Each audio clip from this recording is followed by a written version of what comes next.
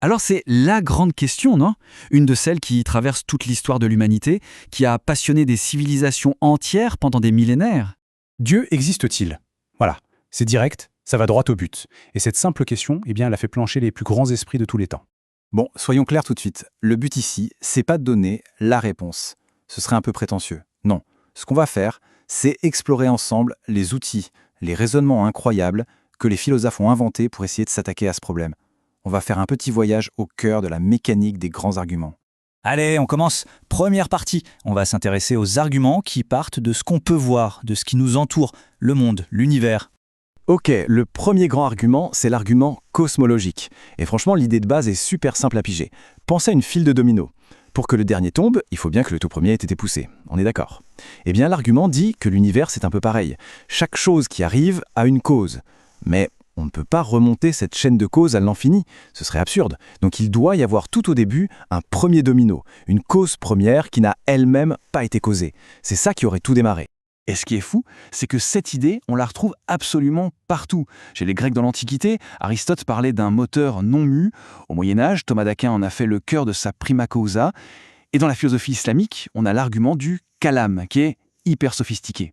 Bref, 3 cultures, 3 époques, mais au fond, c'est la même intuition. On continue avec un autre argument qui vient de l'observation du monde. Mais cette fois, on ne regarde plus la chaîne des causes, on s'intéresse à l'ordre, à l'impression que tout est bien agencé. Ça, c'est l'argument téléologique. Télos, en grec, ça veut dire le but. Et l'idée est simple. Si on se promène et qu'on trouve une montre par terre, on ne se dit pas qu'elle est apparue par hasard. On se dit forcément qu'un horloger l'a fabriquée. L'argument applique cette même logique à l'univers. Quand on voit sa complexité, son ordre incroyable, on peut penser qu'il y a un grand horloger, un concepteur. Cette idée d'un ordre qui serait comme une signature du Créateur, elle est très présente dans les textes sacrés. Prenez ce verset du Coran par exemple. C'est une invitation à regarder le monde et à essayer d'y trouver un défaut, une incohérence. L'idée, c'est qu'on n'en trouvera pas. C'est vraiment le cœur de l'argument du dessein. Aujourd'hui, les défenseurs de cet argument utilisent des exemples de la science. Ils parlent du réglage fin de l'univers. En gros, les lois de la physique semblent ajustées au millimètre près pour que la vie puisse exister. Une toute petite variation et hop, plus rien. Ils parlent aussi de la complexité folle de l'ADN. Pour eux, tout ça, ça ressemble plus à un plan bien pensé qu'à un simple coup de chance. Ok, on change complètement de registre maintenant. On quitte le monde qu'on peut observer et on plonge dans la logique pure. Là, on va voir des arguments qui essayent de prouver Dieu juste avec des mots et des concepts. Alors là, attention, c'est un argument qui a donné des mots de tête à des générations de philosophes. C'est l'argument ontologique. Il ne se base sur aucune observation, rien, juste de la logique. Alors suivez bien, imaginez l'être le plus parfait qu'on puisse concevoir, vraiment, le top du top. Maintenant, question. Cet être parfait, s'il n'existe que dans notre tête, est-il vraiment parfait? L'auteur de l'argument, Anselme, dit que non. Un être parfait qui existe aussi dans la réalité est forcément plus parfait qu'un être qui n'est qu'imaginaire. Donc, si on peut concevoir un être parfait, il doit exister. L'existence serait une qualité de la perfection. C'est subtil.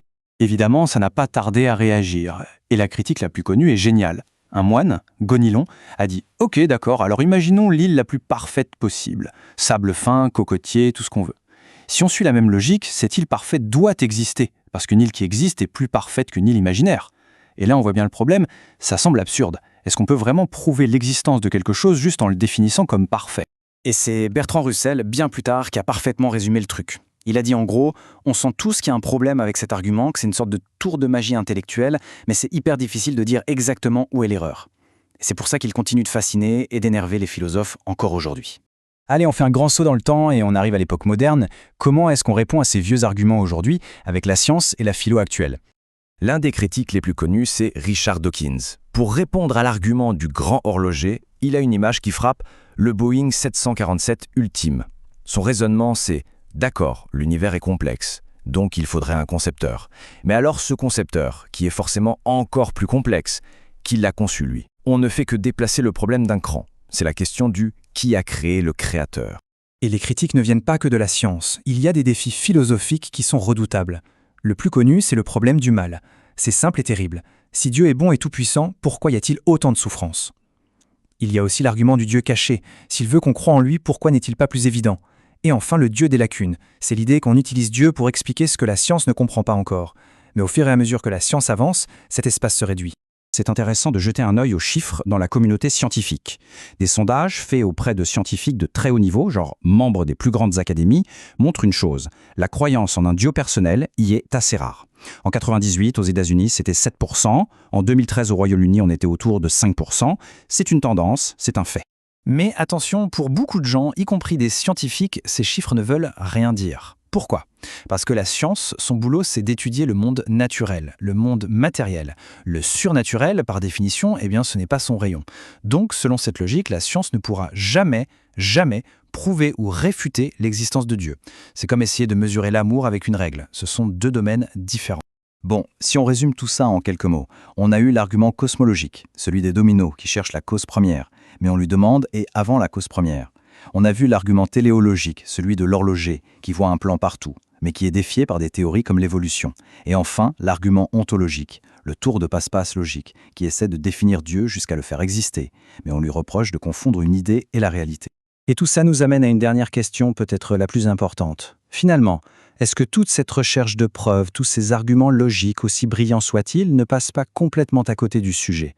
Est-ce que la foi, par nature, ce n'est pas justement ce qui se passe quand il n'y a pas de preuves ? Est-ce que ça a même un sens de vouloir prouver la foi ? Voilà de quoi réfléchir.